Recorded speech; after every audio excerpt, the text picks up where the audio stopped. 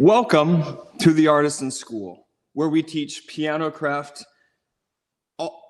We live Pianocraft, I would say. We just work in this industry where we service pianos. We get to work with our hands. We get to work with people, and we get to work with this instrument that we absolutely love.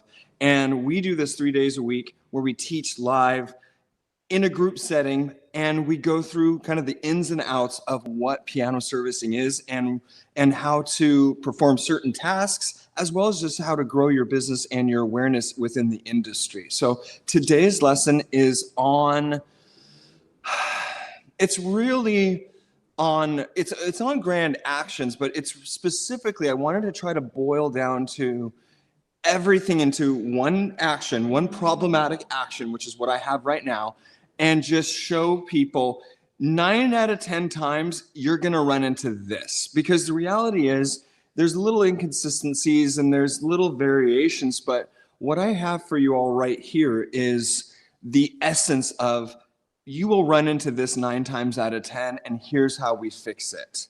So to start off, you need to have a handful of tools, and it's not that many, but you do need to have some kind of a Capstan adjuster. So I'm actually a huge fan of this guy right here. This is, I think, called the standard or universal Capstan adjuster.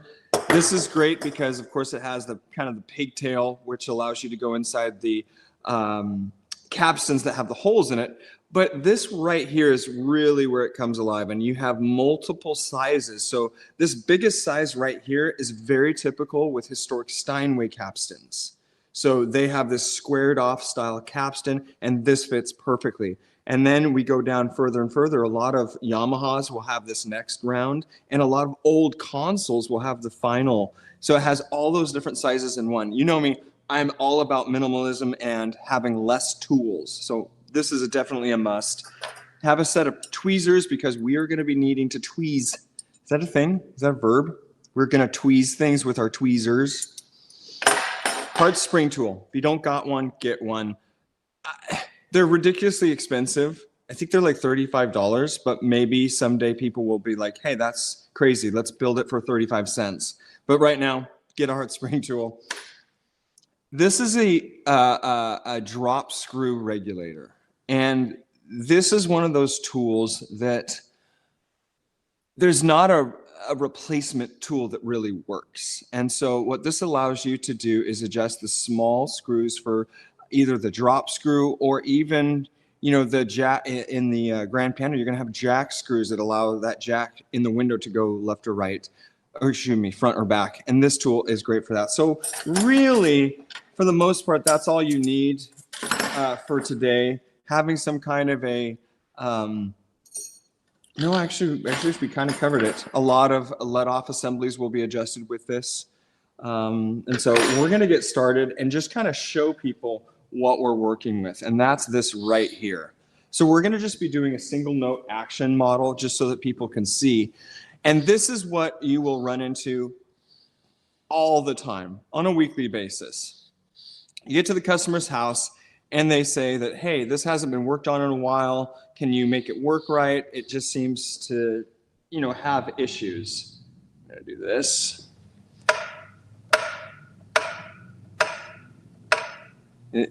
Coburn's never run into a piano like this.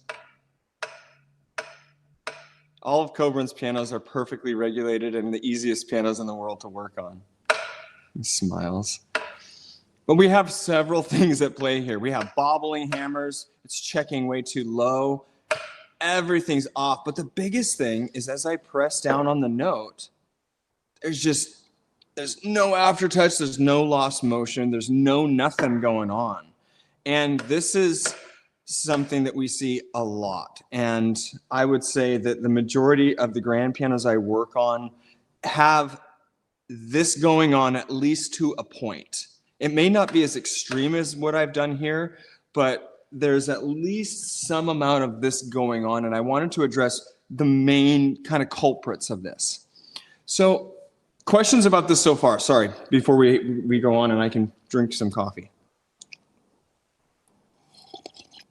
Have you ever had a drop screw or that was not where that did not fit and I haven't done a lot of pianos, but the one I tried to adjust, my drop screw would not fit on that. It was a Weber, which I think is made by Young Chang.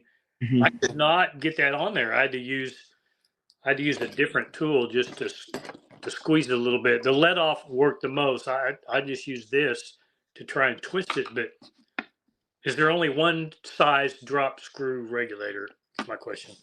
It's a great question. There is only one of these tools that, and it's a certain size. Now, I have run into issues, Robert, where the screw itself has been so gnarled over the years by people that I've had to just literally get some needle nose pliers and turn that screw. I've also had to use something more like this. So this is a screw regulator, and it's a little bit, you can see it's a little bit larger. And so I've had to use these before as well. It all really depends on whether or not you're going to have a slotted screw, or I don't know what you would call a screw that this would fit over. So it's one of the two. And I've also had to just use small flathead screwdrivers to adjust it as well. I think those are called spaded screws. Josiah for the win. Spaded screws. That's awesome. Perfect. So I've got a question also. What tool would you use for those ball ones and the Yamahas where you can't actually access the jack screw because the capstan, the let off button is way up high and it's in the way? Yeah. Because I have the same tool as you do and I can't get it in there. People say there's like a really tiny skinny one, but I can't find it anywhere. Okay. Let me, hold on. Going off camera. So the tricky thing, Josiah, is, and I had the same question when I was, getting going on actions and specifically grands more. And I was like, there's got to be a better tool. There's got to be a better tool. And the reality is, there's not. It is one of these guys. And you come in, and so imagine, we're looking at this. You do have to go in through these. And like Josiah was saying, you have to kind of go, sorry, this is super hard to do with. You have to go in between these capstans. So that's exactly what you're talking about, right, Josiah? You have to go in between these let-off rounds and get to that screw. I've not found a better tool. I've heard of some people making tools that were like just a thinner version of this that could get in there a little easier, but you're kind of, that is what you do. You literally have to feed that through in between those barrels, those let-off barrels, if you will, so that you can get to that screw. There's just not another way. Hey, if this were easy, everybody would be doing it, right? So every time you have to do it, just a little bit of coffee. Just know that you're doing it, and it is hard. It is hard. Jeez. That's a good question, though. So when you come to your grand piano and it's blocking, it's bobbling, you don't have any aftertouch, you have to think, okay, what's going on? 9 times out of 10, when I'm coming to a piano, the dip right away is off. Usually it's especially off in the middle because the keys have sunken down a bit. And a lot of times that key dip is just not at a 10 millimeter dip. It's less because those keys have lowered. Therefore, we don't have a full 10 millimeter dip. So that's one of the things that is actually going on in this action right here. In this action right here, we do not have enough dip. And so I actually added punchings to this because I thought that would make it a little easier. But that's part of what you have to assess is, okay, the first thing that I like to do when I come to a piano like this, where it's bobbling, it's doing stuff, I first slowly press down the key. And just to see, is it getting to let off? Am I able to get it to do it? And honestly, if I really press down, it does achieve let off. So one of my first things that I'm going to do right here, taking my little Capstan Adjuster, is I'm just going to go ahead and see if I can lower that let off because it's a little bit high. Okay, so that helped a little bit. what I did is I made it so that there's a little bit more let off. So now it's at spec. But guys, I'm still having to press insanely hard to get this. Okay. So that's the first thing I'm gonna do is like, okay, I know I have let off set. That's fine. Another thing that I'm gonna do is like, okay, let's check. Wait, where's my tool? Hold on, one moment. I'm looking for my my gauge, and I just don't have it right here. Stacy, tell a joke. Tell a joke. I love how you say that. I never have any jokes ready, guys. I'm so sorry. Oh, I don't know. I'm sorry. I'd have to just, I need to be more prepared for that, you know? All right, I got it. Good joke. Oh my God. So the next thing I'm going to do, because it's an easy adjustment, right? Let off is a fairly easy adjustment in the grand scheme of things. And I'm going to look right here and just see what my blow distance is at. And I can see right away, actually, my blow distance is kind of perfect. So it tells me that there's one other adjustment. Anybody tell me what adjustment I need to make?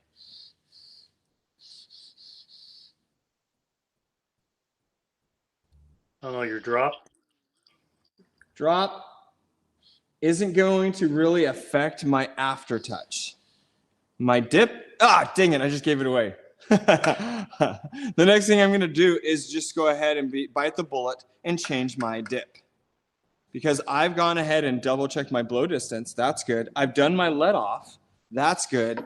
And so I'm going to go ahead and change my dip. Now, if I'm at the customer's house, what I might do, instead of changing the dip first, I might change the level.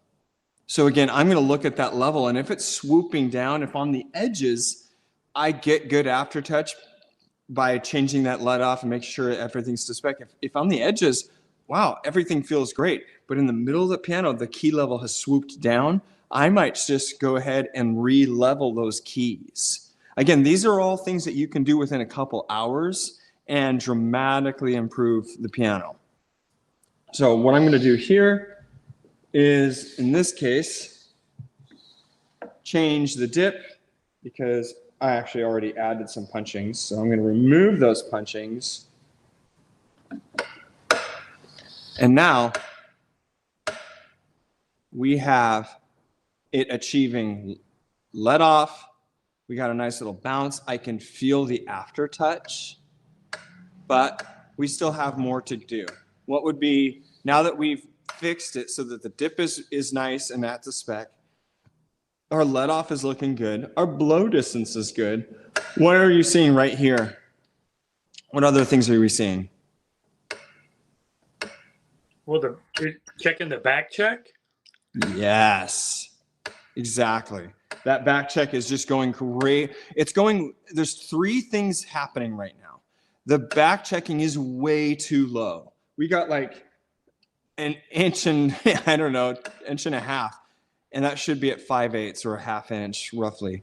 So that's happening. Another thing that's happening is that this ret lever springs is so spicy. Look at that. I barely let off and it goes boing. Too spicy. And then finally, it's having a hard time checking, and I'm wondering if that tail is rough enough so that it's getting caught properly by that back check. Now it could be that it's my rep spring tension is making it so it's hard to check because it's just too intense. So right away, I'm going to start by just adjusting my back check and trying to get that to spec. I have a question, David, on the back Yeah. check. I had a tech mention sanding the actual leather on the back check instead of the tails. Have you heard that?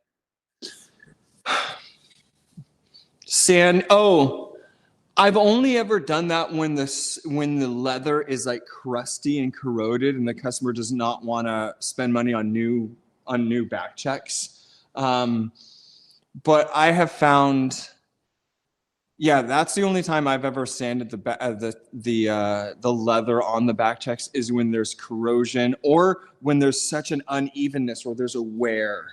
There's wear from the tails on that leather, and I need to kind of smooth it out. I've done it then. But whenever I need to make sure that the tail is getting caught properly, if that tail is too smooth, I'm always checkering that tail very quickly with that checkering file. And then it works amazingly well.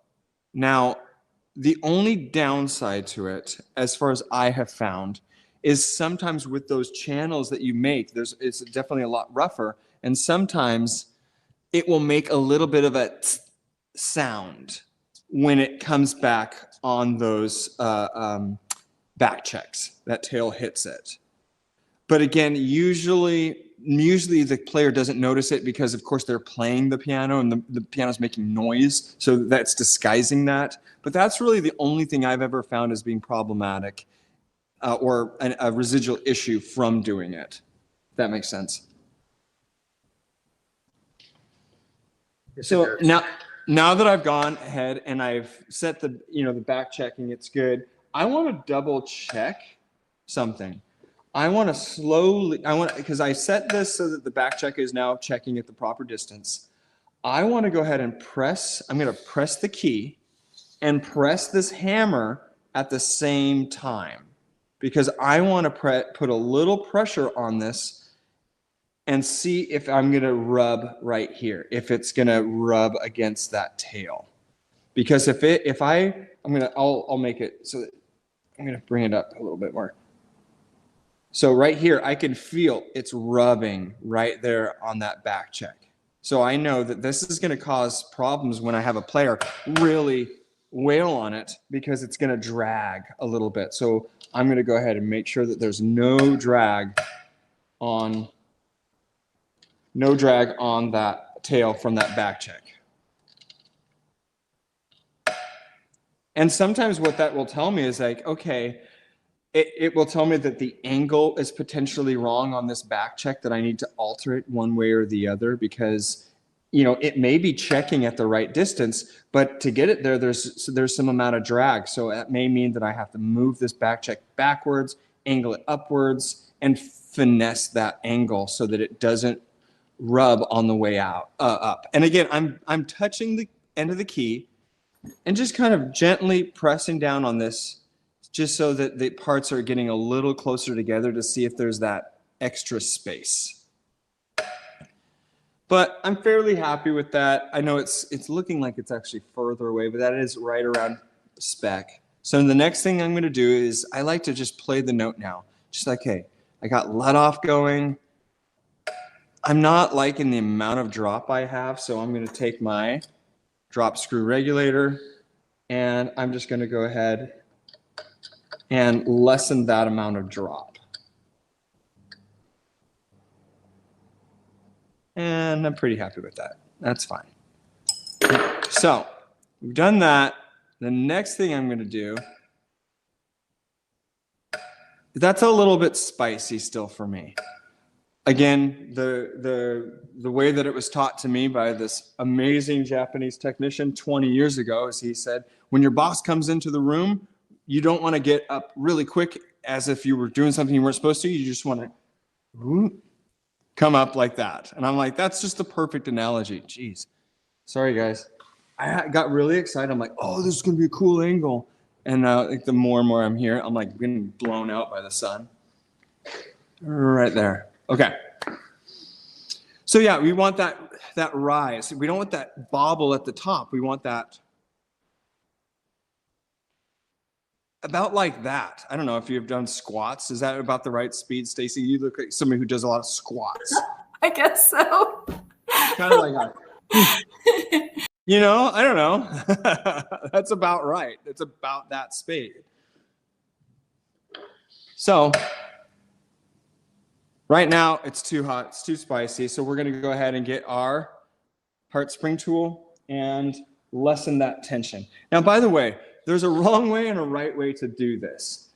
The right way. Before you adjust that, would you hit it a few more times and let us look at that spring Yeah.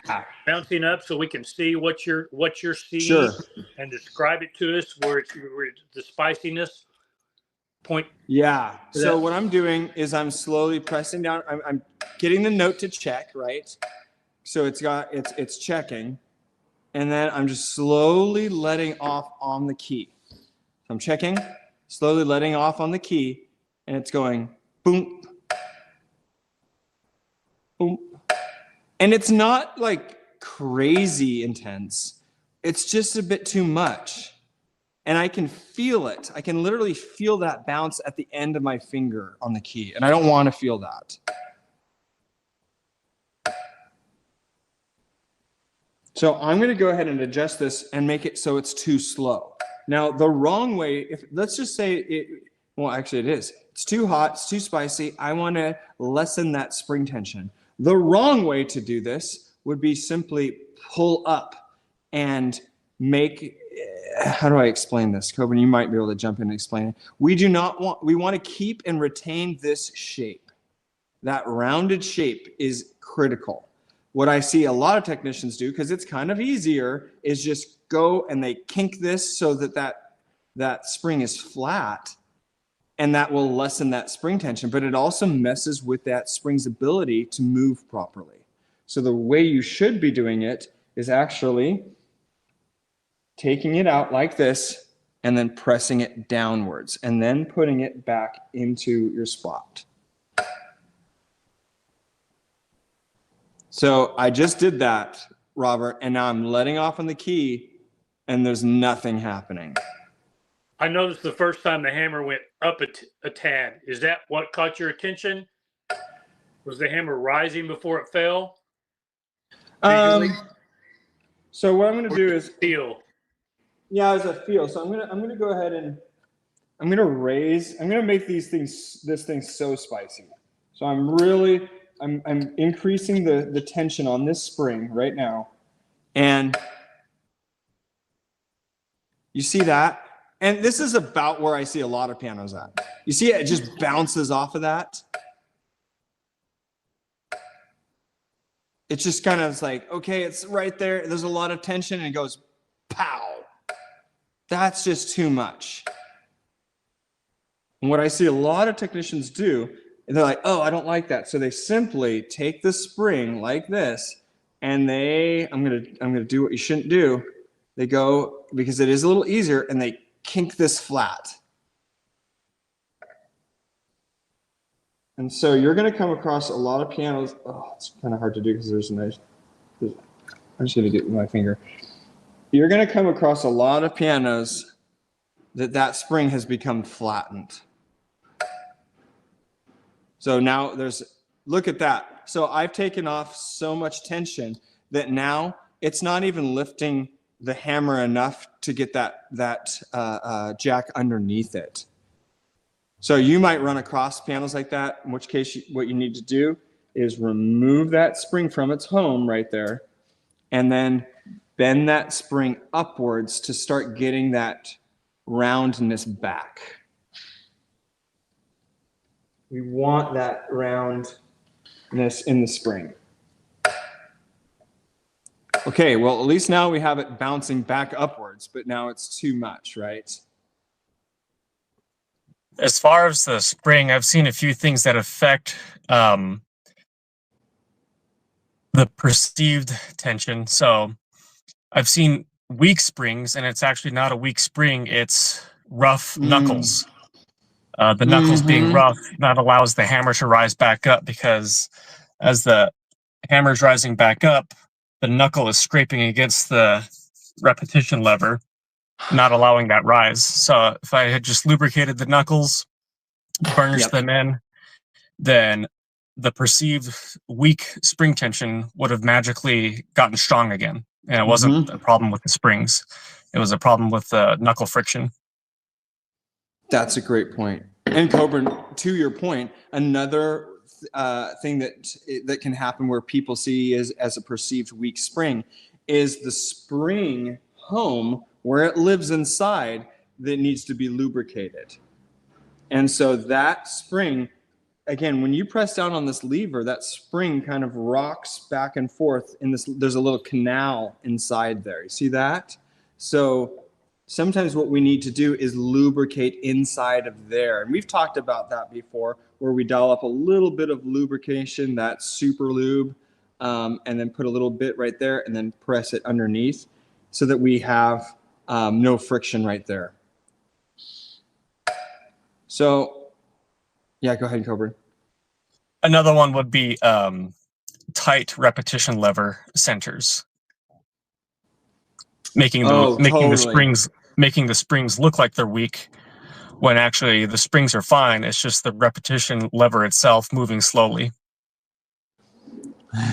I think a fun game would be like if you have a Coburn or I or me or Alan or me or Jacob, we just like, or it could be this, or it could be this, or it could be this, and then finally to see who where, you know, it's kind of like musical chairs. But there's, what all this to say is there's so many little things that it could be, but what I have found, and Coburn, correct me if I'm wrong, 9 out of 10 times it is more of a simple thing like this, is it, oh, just adjust the tension. It's usually not. Most of the times it's not one of those stiffness of this, corrosion of that. It's usually just an adjustment. Would you agree, or would you say that you've run across just as many where it's more of a major issue? I think if it's a major issue, like the entire piano, all the springs seem strong or weak, then I'm probably thinking that it's more than just the springs themselves. I'm thinking it's probably something else causing it. Yeah. But if it's just like one spring, then I'm thinking, maybe it is just that one spring and not an entire set of stiff pins or rough knuckles. Yeah. So we have this back checking. I'm going to go ahead and slowly let off on it because I made a couple adjustments and that's looking better. You see how it kind of rises up? It just goes, whoop, whoop. I'm liking that. Does that make sense? Can everybody see that, what I'm going for? Again, this is one of those things that's really nice to show kind of like in person. So when we do events like this, I think that this type of grand regulation, so that people can kind of like, okay, I've done it in person. I've seen it from people that have done it, because that was really helpful to me back in the day when this Japanese technician was showing me in person, like, no, try it again, try it again. Yes. Okay. Try it again. Yes. You're getting it. And once you got it, it's just like, okay, this makes a lot of sense. But questions about that, because that's a critical one right here.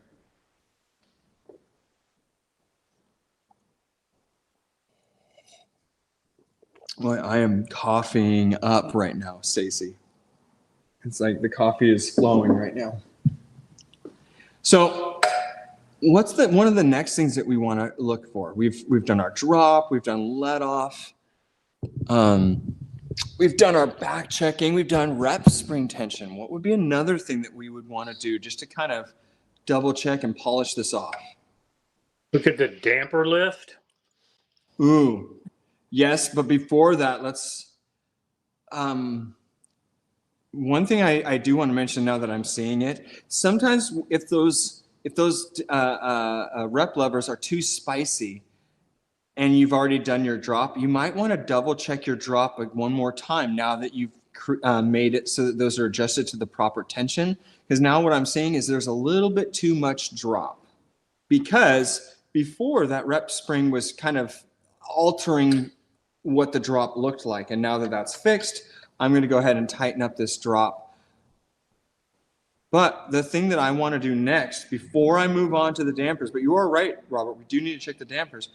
And this is the one that everybody forgets. Right here. What is this called? Can you scoot it back into the screen? Yeah. Winking the jacks? Winking the jacks is what I want to do next. And how? So right now you can see how much the hammer assembly is moving when I just move this jack. So in order to fix this, what do I need to do? Lower that jack in the window a touch. It's too much pressure. Yes, but how we do that, you're right, is we need to raise this window, essentially. We need to raise this lever so that it's off of the jack a bit. So then the way we do that is this adjustment screw right here. This is, and this will help fix that. So I'm just lowering that, and now, wait a second. Let's see if I can actually.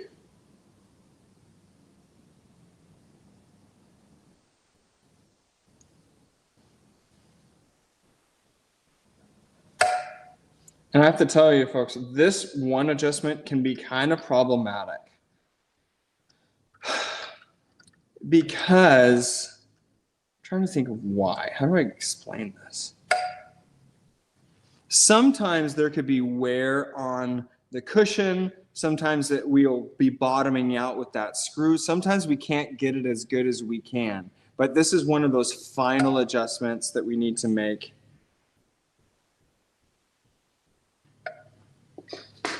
And it still is not quite right.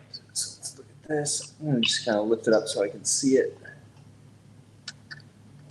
What is the downside for this being out of adjustment to the player?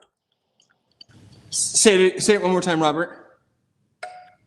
What is the downside if this is out of adjustment to the player?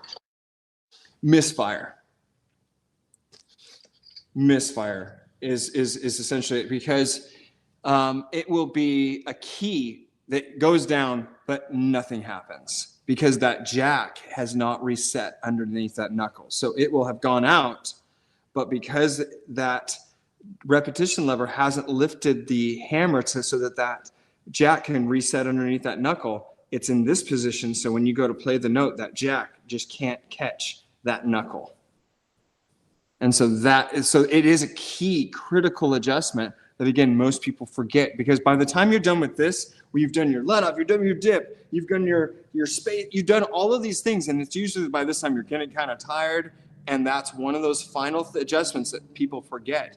But it's a critical one, especially with higher end players where they're doing a lot of trills and a lot of quick playing.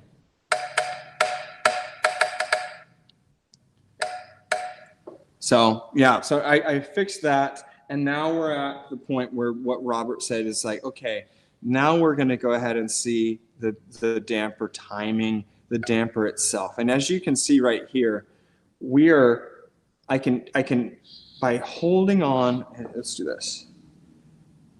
One of the easiest ways of doing this is actually touching the top of the damper and then slowly pressing down on the note, and I can feel it engage about half an inch, and I can feel the pressure on my finger with this damper. So it is way too early. The timing is way too early, and that key end felt, that key back of the key is touching this lever way, way, way too early. So what I need to do is using a screwdriver, and again, if this was a normal action, we would remove this, the action, so that we can get into the cavity of the key bed and then make this adjustment. But we don't really have that ability right here. And so, yeah, in this case, I have to kind of slowly do this, and we need to reset. The timing is what we're talking about. We're talking about the timing of when this starts. And so can anybody tell me when we would like the dampers to start lifting? At what point?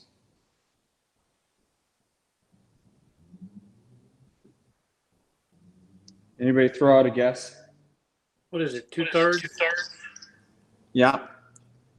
Anywhere between, I actually believe, I think, I like to do it at 2/3, but I think that the spec is 1/3 to 1/2. But I like to do it at 2/3 because I like the player to not notice it until they're fairly, mostly through the keystroke.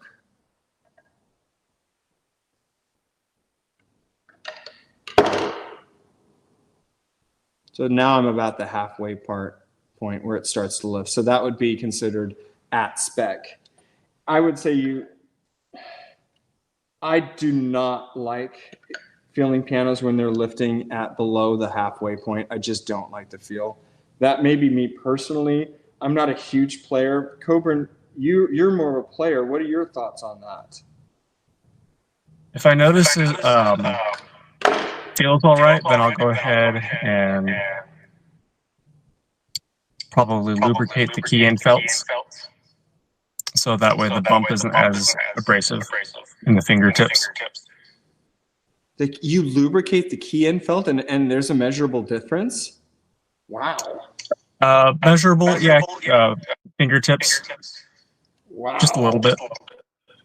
See, that's a reason right there to just connect with a higher level player, because they're going to pick up on things that you would really never think about, like that right there. Like, I mean, that makes sense. I wouldn't have thought that.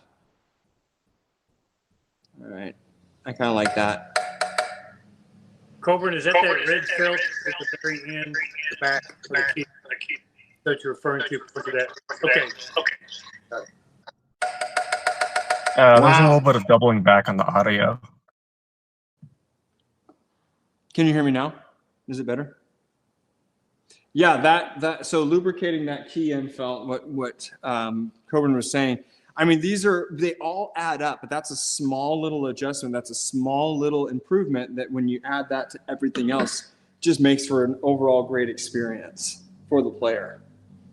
But essentially, we've taken it right now. What we've done is we've gone from, blocking, everything wasn't working, to now within minutes, really, you'll know, okay, we changed the dip, made that to spec, double checked our let off. But the first thing we did is we just kind of quickly went through the let off, double checked our blow distance, because those are two very simple things to do when you first come to a piano.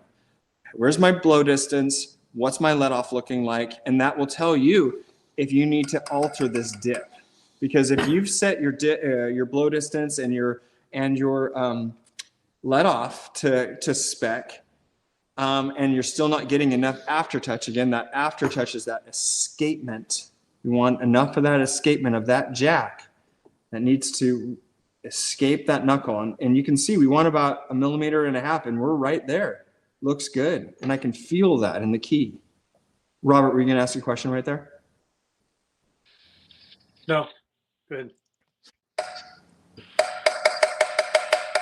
So that's what we're looking for. Now, what I will do sometimes is like, okay, I've set these to spec. I've made it so that this let off is at 1/8. I'm feeling pretty good about that, or 1/16. My blow distance is good, but my dip is just not deep enough to get a good aftertouch. Mrs. Smith, do you want me to fix that? No, if you could just do whatever you can really quick. Okay, what will I do to get aftertouch? If she's saying, no, I don't want you to spend a lot more time or a lot more money to redo the key dip, what would you do to get aftertouch? Would you go to let off? You could go to let off. You could go to either let off or blow distance. And 9 times out of 10, Robert, that's a really good point. I will increase my let off a little bit. I might go a little bit proud of that 1/8, but then I will raise that hammer line up so that I get it to the point where it feels good. So I'll go and do all of my C's. So every C in the keyboard, I'll just raise it up. Okay, yep, I like that little bit of aftertouch. That feels good. Next one. And that will raise those hammers up so that then I can look, get down, sit down, take my Capstan Adjuster, and just raise the rest of those hammers to meet my guides. Quick and easy. I have a question on that. I guess I call it the aftertouch trinity. So, hammer line, the key dip, the let off. Do you find, what do you find that you've adjusted the most of those three? Hands down, blow distance. Absolutely. Blow distance is going to be the quickest. With key dip, you're going to have to be lifting up the keys, crouching down, getting them all lined up. And then I guess let off would be in between because time-wise, let off is maybe 30 to 45 minutes, getting it pretty consistent. I think key dip / key height would be the longest, probably. Could take a couple hours. An hour and a half. Yeah. Just to increase aftertouch. Yeah. And what would you say blow distance? How long would that take you, Coburn, if you had to guess? I'd say 15 to 30 minutes. Yeah. Depending on how far off it is. Yep. Yeah. So Robert, definitely hands down blow distance. I'm going to change that. Okay.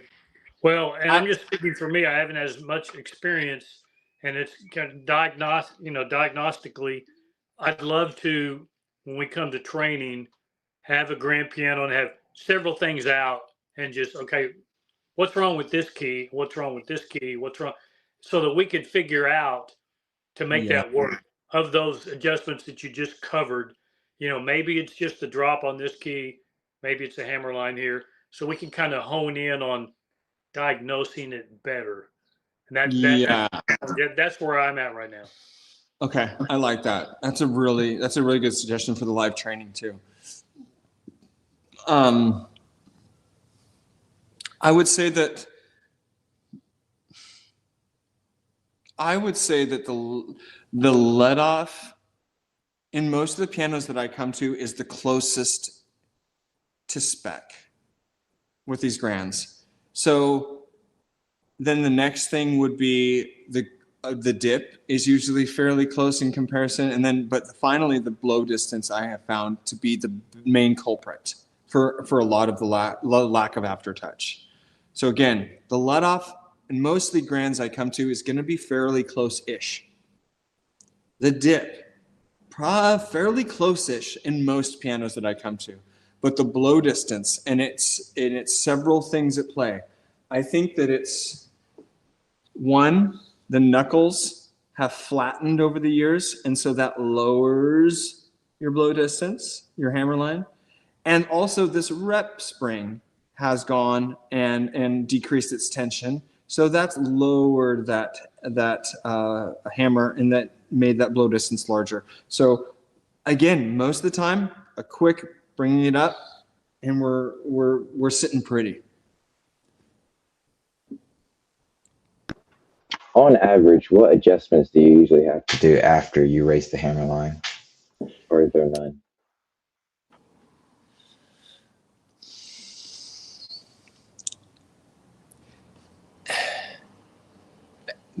Raising the hammer line is one of those nice adjustments where it doesn't really mess with a lot of other things. Coburn, correct me if I'm wrong, but that's one of those one and done. Again, same with let off. Is it doesn't affect the others like as much as some of the other adjustments. So for instance, rep spring tension, as you noticed, when I adjusted those rep springs, then we had to adjust the drop again. We might have to adjust the, we might have to get the tails of the hammers checkered because now that rep spring tension is a little bit increased and now they're not checking. So definitely for me, the blow distance and let off are fairly simple adjustments that they don't compound any other issues. I think I have a chart somewhere showing which steps affect all the others, and I actually do think that blow distance is one that affects all the others. But I think it's pretty imperceivable as to far, like if you're raising the blow distance by 0.5 millimeter or even just 1 millimeter, it's very unnoticeable of what it does to everything else. You know what? You're right, Coburn, because if you are raising, I mean, yeah, it is true. So if we are raising that blow distance, we are also changing the angle ever so slightly of that knuckle and jack alignment. And so do we redo all of that? Do we do all that? Everything does relate to the other, but like what Coburn says, the perceived changes or necessary things afterwards, I feel are fairly minimal for at least what I've found. And so that's why when I'm at a customer's house, I think I'm doing 2 customers today that might have grands. I might just check the aftertouch, check the let off, make sure that's good. I might just quickly raise the blow distance, and just call it good. So like even if the hammer's like way down on that rest rail, there's deep grooves from on the felt and everything, it won't impact too much when you're adjusting. I've found it to be, because what happens is if it's that far out, you have to imagine this is not functioning well to begin with. So you're making a big increase in the ability for it to play. Yes, there's other things that it's affecting, but my goodness, it was playing really poorly before with that just resting on the rest rail. There's no blow distance set. It's going to play like a tank, just like what we saw here when I first played it. It was bobbling everywhere. So this adjustment is just going to make it worlds better. Yes, there's about a dozen other little adjustments you could be making, but boy, that one adjustment really made the world of difference. And it's moving in the right direction. That's right. And I also, I think just in the last year, I've been learning like, okay, if I'm going to make this adjustment, am I able to? Is it going to affect something else poorly? Like, yeah, I think let off is too far on this grand. I want to bring the hammers a little bit closer to the strings. But wait, am I able to do that? If I do that, am I still going to have aftertouch? No. So that means I have to spend another 30 minutes adjusting the hammer line. Do I have that time? No, I don't. So I'll just do the hammer line itself and leave let off until next time. Yeah. And that's such a great way of just kind of putting a note in the file for the next time. Hey, next time I'm here, I adjusted hammer line this time. Next time I'm going to go ahead and adjust the let off, maybe do some back checking. Boom. See, that's the challenge for me, Cobra. You just talked about it. I mean, how much of this dominoes to where it's like, oh my gosh, I adjusted this and I made this worse. And so I've just sort of had this domino effect where I ended up making it worse than making it better. And where was I? So to find out exactly, I don't know if you had that issue before to where you've done too much. Who are you asking, Robert, Coburn, or myself? Oh, either one. I mean, I find myself in that position. I got a sticky key and I adjusted the rep lever spring, and then it started bobbling, and then I thought I adjusted this. I just felt like I couldn't win for losing. Whatever I did, it just dominoed into something worse. There's a Dr. Seuss book. I think it's like when the kids put a stain on their mom's carpet, and then Dr. Seuss or whatever, the cat starts to try to get it out. It makes it worse and worse and worse and worse. I hear you. Exactly. And that's what it feels like. This will get better. You will start to know, okay, if I adjust this, I'm going to have to adjust these 2 other things. When you're dealing with spring tension, like the rep springs, Robert, that is one that can mess with other things. Because like what you just said with the bobbling, you've increased the rep, you wanted to make it so that this key plays better.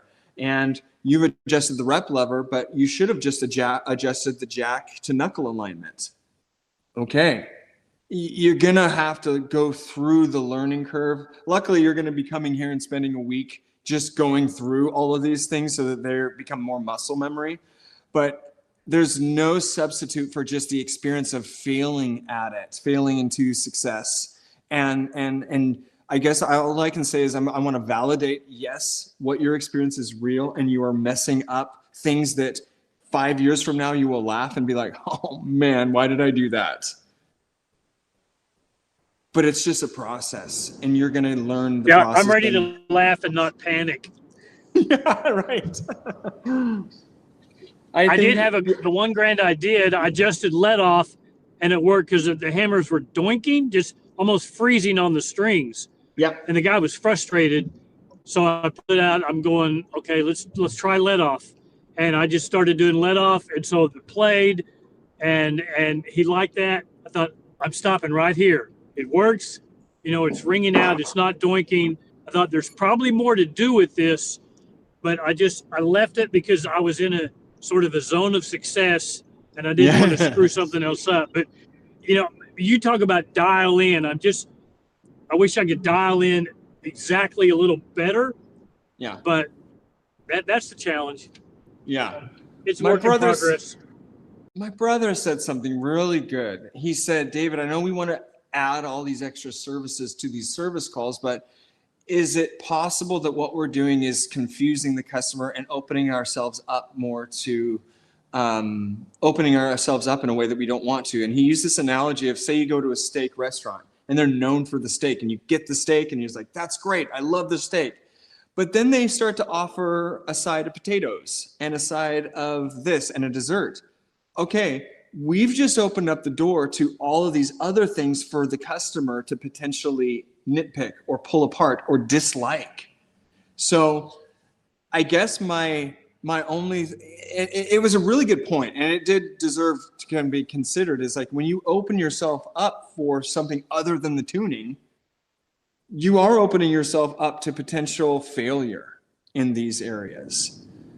Exactly. And that's my thought. If you go, man, I can feel so many things wrong because you're experienced, and you go, you know what, I can help it better. But they go, I was kind of happy where it was. How do you sell that, not sell that? Because that thought has crossed my mind, but I'm just not at the point where I can upsell some of these services. Cleaning, yes. Bridle straps, easy. But yeah, trying to find the rest of that balance is tricky. That's a good point with your brother. Yeah, it is really tricky, and I find that there's two technicians. There's literally two technicians, and we've talked about this in the world. There are the technicians that go in and they do a tuning, and they leave the piano in whatever state it is in, and they do the tuning, and that's it, and they are piano tuners. You can be a piano tuner and do that. Or you could go into the uncomfortableness, all the failings, and go into being a piano technician. But that is a road less traveled, and that is a road kind of fraught with disasters. I'll just say it. I've had to get out of so many disasters and failures, but at the end of the day, nobody's going to remember the piano tuner. They're going to remember the piano technician that made my piano work and sing and be amazing. So I say for myself, I was like, I want to push through this and fail to where I can eventually get better and better at this. And at the end of the day, I feel so much of this boils down to ego. Am I comfortable looking like I don't know what I am doing, because I don't know what I'm doing right now, but I'm learning and I want to get better at it, and I'm not charging them as much for this. So these are all questions you're going to have to decide, is what's your comfort level? And if the comfort level is pretty low, it's like, I don't feel comfortable doing this, but I do want to be a piano technician, then you go and learn on your own with other pianos, you bring in pianos, you try, you get that. And then to where you're able to do it out in your own. You know, if people are coming here for our intensives, that's a great opportunity to really, in a safe, closed environment, fail along with other people for a week. And that's what I appreciate about this course and your upselling. That was kind of a light that shined, just kind of light bulb that went off. You know, the old saying, nothing ventured, nothing gained. Yeah. So just venturing out, that's what I appreciate about it, just being able to come here and take some risks, but don't get ahead of your skis too much, one step at a time. But yeah, I mean, Artisan is here. I mean, I can kind of go back. I mean, when we started Artisan 20 years ago, this year, people were like, you will never make a company. This was, again, 2 decades ago. You will never be able to make a company that is outside or bigger than yourself, because 3 reasons. People do not want anybody but you. You're not going to be able to get enough customers to fill up other technicians. And third, you are not going to be able to pay people or make it so that people want to be a part of this. And they're like, just stick to this. We have a school now. We're starting 5 locations because we said, no, we're going to keep working at this and keep going and growing with great people like Coburn, like Stacy, like Alan, like all these amazing technicians and people to grow something that's bigger than just you. So you going out there to do the tuning is fine, but grow to be bigger than what that is. And that's what we're doing. I mean, what is our slogan? Inspiring Pianocraft. That's what we want to do, is inspire you to then inspire your customers to elevate their experience with their piano. I'm really just proud of you all for being here, because it does. Every day you're here is another hour. You could be doing something else, but you're learning, you're digging in and asking questions, and you're elevating the craft and elevating the entire industry. So thank you for being here and being a part of this, and for taking the time to and being willing to grow, because not everybody does that or is willing to do that. So soapbox, cheers. I don't know. Cheers. So I'm proud of you. It is a process, and it does get better. Just as you know, Robert, when you first picked up that tuning lever to where you are now, world's better. Imagine what it's going to be like a year from now. My goodness, unstoppable. And then the peace and the confidence and just the enjoyment that comes from knowing what to do, being able to do it. And then the recognition. I mean, you don't do it for the recognition, but it's amazing when that starts to happen. Like, oh, wow, how did you hear about me? Well, Jane had you, and you just made her piano like amazing, and I had to have you come to my house. Wow, that's really fun to be recognized for your craft. And that's been a blast. So, and you each will have that. Anyways, I have way too much coffee.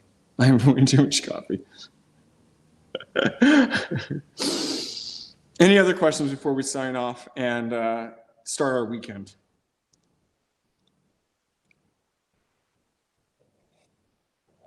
All right. Have a great weekend. Dig in. Okay. Have a fun weekend. Thanks, David. See you later. Thanks, Stacey. Bye, everyone. Bye. Have a good weekend.